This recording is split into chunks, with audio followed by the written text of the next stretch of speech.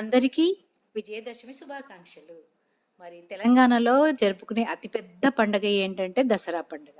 నిన్నటితో నవరాత్రులు అయిపోయాయి. ఈరోజు విజయదశమి. మరి విజయదశమి రోజు ఏంటి ప్రాముఖ్యత మనకందరికి తెలిసిందే కదా. ముందుగా జమ్మి చెట్టుకి పూజ. అంటే జమ్మి చెట్టుకి మనము పూజ చేసుకుంటాం ఈరోజు. మరి జమ్మి చెట్టుకి ఎందుకంత ప్రాధాన్యత తెలుసుకుందామా? దసరా సంబరాలు చివరి రోజు చేరుకోగానే అందరికీ గుర్తుకు వచ్చేది జమ్మి చెట్టు. దసరా సాయంత్రం వేళ జమ్మి కొట్టి ఆ చెట్టు ఆకులను బంగారంగా భావిస్తూ పెద్దల చేతిలో పెట్టి ఆశీస్సులు తీసుకుంటారు. అంటే అందరూ చుట్టాలందరినీ కలుసుకుని అందరికీ అలై బలై అని చెప్పుకుంటూ చేతిలో ఆ బంగారం అంటే జమ్మి ఆకులు పెట్టి ఆశీస్సులు తీసుకుంటారు. మరి ఈ ఆచారం ఎలా వచ్చింది మనకి? ఇక్కడ చెట్లను దైవంగా పూజించి కొలుచుకోవడం హైందవ సంస్కృతిలో తరచూ కనిపించేది. అంటే మన సంస్కృతిలో ఇచ్చేంత ప్రాముఖ్యత ఇంకే సంస్కృతిలోనూ కనపడదు. అంటే ప్రకృతికి ఇచ్చే ప్రాముఖ్యత అన్నమాట. కానీ ఈ దసరా రోజుకి జమ్మి చెట్టుకి మధ్య అనుబంధం ఉంది. అది మరి ఏమిటి అన్న ప్రశ్నకు చాలా సమాధానాలే కనిపిస్తాయి. ముందుగా జమ్మి గురించి తెలుసుకుందాం. జమ్మి భారతీయులకు కొత్తేమీ కాదు.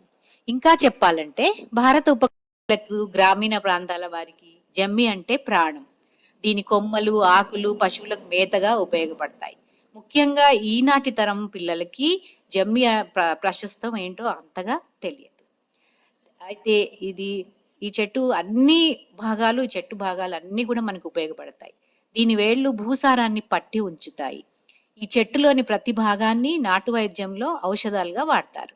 ఈ చెట్టు నుంచి వచ్చే గాలిని పీల్చినా దీని చుట్టూ ప్రదక్షిణాలు చేసిన ఆరోగ్యం సమకూరుతుందని పెద్దల నమ్మకం. దీని చుట్టూ ప్రదక్షిణాలు అందుకే చేస్తారు. దాని నుంచి వచ్చే గాలి చాలా స్వచ్ఛమైనది మరియు మనకి ఎంతో ఆరోగ్యాన్ని చేకూరుస్తుంది.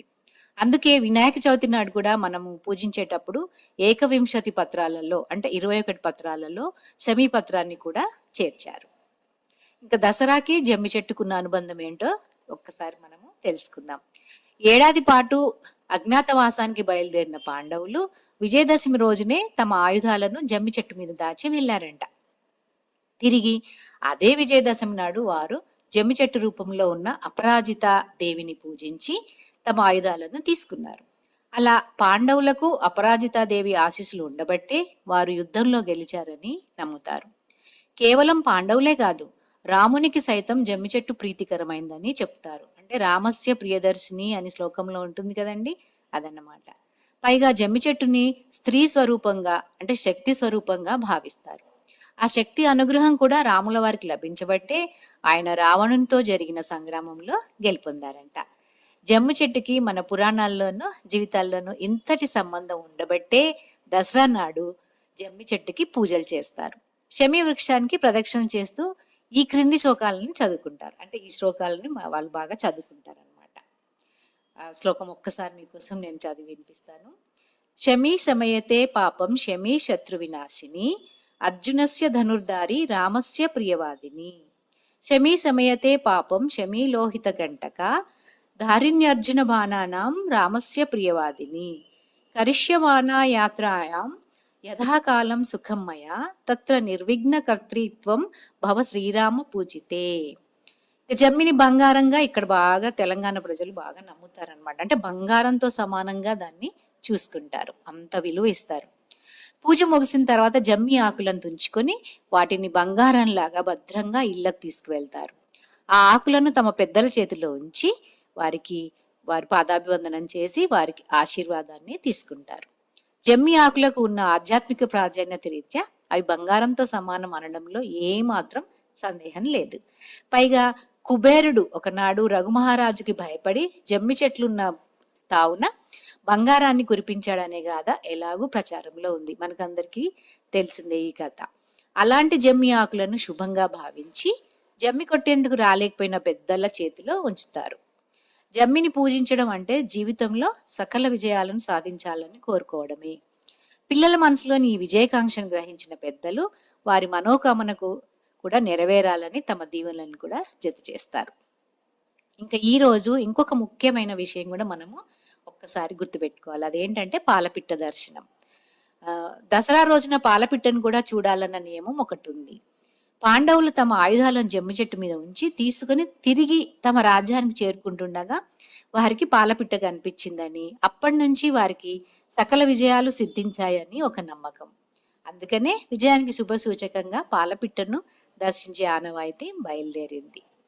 సో ఇది ఈ రోజు ఉన్న ప్రాశస్త్యం. మనకందరికీ ఒక్కసారి గుర్తు చేసుకుందామని నేను మళ్ళీ మీ అందరితో ఇది శ్రీచక్రపురమందు స్థిరమైన శ్రీలలిత పసిడి పాదాలకిదే నీరాజనం. పరమేశ్వరుని పుణ్య భాగ్యాల రాశియా సింహ మధ్యపు రత్న నీరాజనం. బంగారు తల్లికిదే నీరాజనం.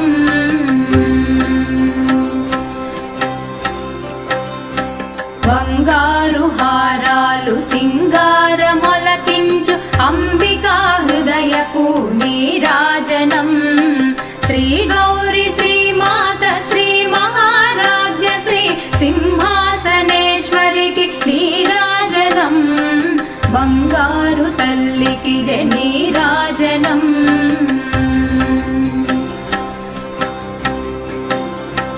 కల్పతరువై మమ్ము కాపాడు కరములకు కనకంబు కాసులతో నీరాజనం.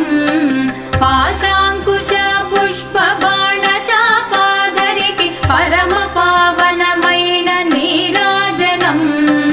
బంగారు తల్లికిదే నీరాజనం.